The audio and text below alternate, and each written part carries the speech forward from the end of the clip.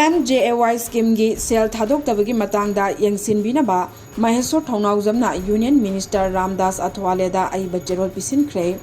Laingakna Manipur da leiba private hospital singda handokpam thokpa sel handoktabana maram oiraga Pmjay scheme chatnararoi haiba wafam lagliba asigi matangda midyang changbiyo haiduna social justice and empowerment gi Union State Minister Ramdas Athawale da Maheshwar Thongnawjamna Ayiba Cherol Pishinkhre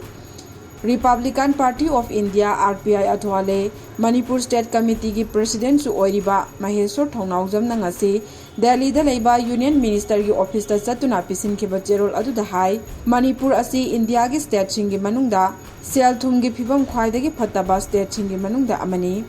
Lairaba state ama oina ana layeng gi lamdasu ka hena khudong chadaba kaya mayok naribani Manipur da lairiba private hospital ayamba Pmjay scheme asiki makhada lairaba miyambu sel yamna changdana ana layeng chathaduna lakpani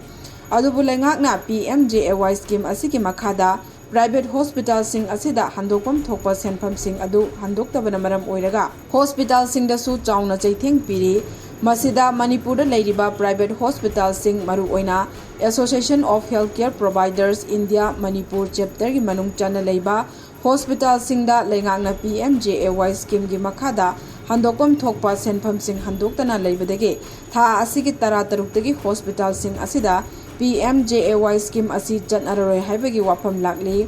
Manipur da hojik thokliba irang asida maram oiraga senthok leitabana awaba taduna leiriba chedak asida laingakna sel pithoktre haiduna karigumba hospital sing asina scheme asi chatnakhidaba tarabadi lamdam asigi miyamda hena awaba kaya piragani scheme asigi makhada chahi amada miyoi amana lupa lakh manga fawbagi ana layeng lemna phanghalibani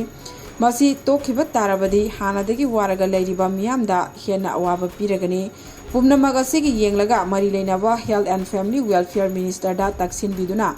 Pmjay scheme gi Manipur gi oina thadoktana leiriba senpham sing asi athubada thadok pinaba taksin biyu haiba wafam kaya su Cherol asida pankhe